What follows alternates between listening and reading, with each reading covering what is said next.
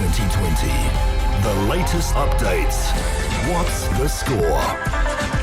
Well, I'll tell you what the score is. I think England's sitting... I sound more pumped up and confident than I actually am. I think it's fair to say that the English supporters were probably as surprised as the rest of the world with a 4-0 score the other day. I think that as an England football supporter, you learn to, when you said you're going to lose earlier, Hass, I was like, we're used to losing. Yeah. We get to a certain level and then we have to hit the disappointment. So I almost wanted to play It's Coming Home today on the Music Greats. I'm so frightened. I would definitely do that when they win at least the semi-finals. But I'm frightened to play it beforehand because I don't want to jinx it. So then you get all superstitious and that's the talk, because now it's the semi-final jinx for the English. Yeah, it's hard to pass that. Yeah.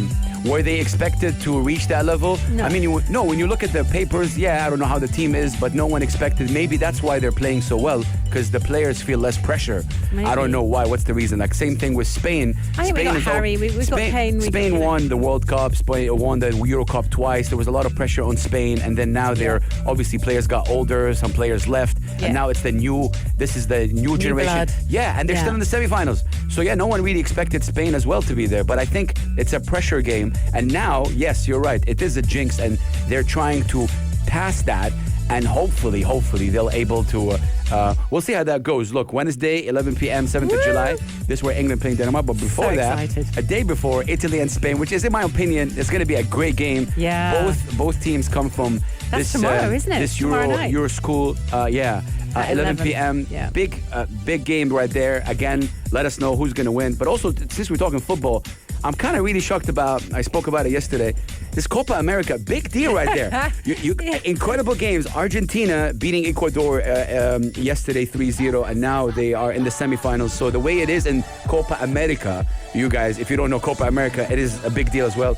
Brazil, Peru playing tomorrow at 3 a.m. in the morning. And then the other semifinals is Wednesday, Argentina, Colombia, which is also a big deal. So now you have a chance to have a Brazil-Argentina final, which, amazing. as you know, kids in Brazil, they get born. Yeah. They play football. Yeah, they come out playing football. I know it started up in England and usually that started, but kids in Brazil, they love that passion. We agree. But they also play kind of proper football. It's street football. It's in the dirt. It's in the dust. It's incredible. So it is really incredible stuff. And with all this stuff, the NBA finals is also happening. That's happening No one really too. talks about that as well. I'm telling you, sports, and there's the rugby thing going on. Yeah, I mean, the Lions Is there a tour. World Cup or something? No, it's the Lions tour.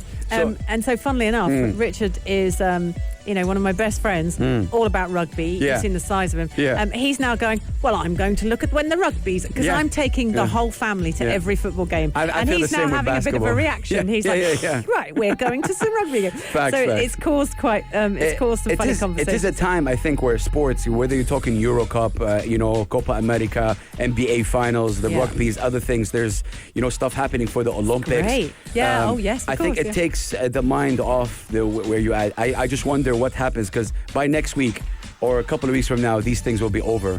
And don't underestimate that. You go back to, oh wow, now I have to worry about like life, and it just takes your mind off things, I guess. Well, so it's a funny conversation going on there. I obviously watched the game on Saturday night at my staycare. It was a birthday present from my kids. Yeah. It was such a lovely thing to do. All the family got together and they bought me these 2 nights away.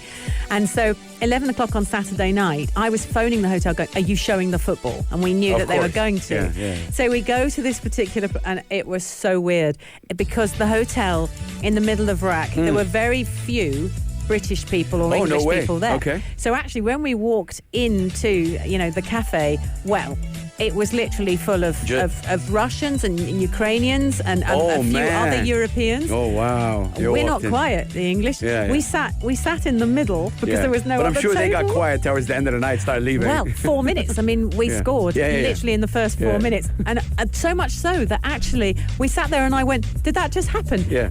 And there was no reaction. There was silence. And then I went, whoop. You could have heard a pin drop.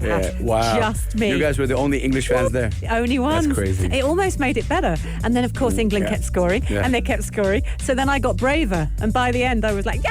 Yeah. And everyone I'm shocked was that they stayed sick of there. us. Like, oh my God. No, yeah. they stayed. Oh, They God. stayed. Yeah, man, it was look. so good. Man, Such fun. yeah. Look at that. But yeah, that's incredible. We're gonna be talking next about how you can watch these games at Al Jada, the drive-in cinema. But Yes. just after the business headlines, keep it locked. If you liked this episode of Yalla Home, drop a like and subscribe. 95. Be sure to follow us on Instagram for all our daily updates and top stories.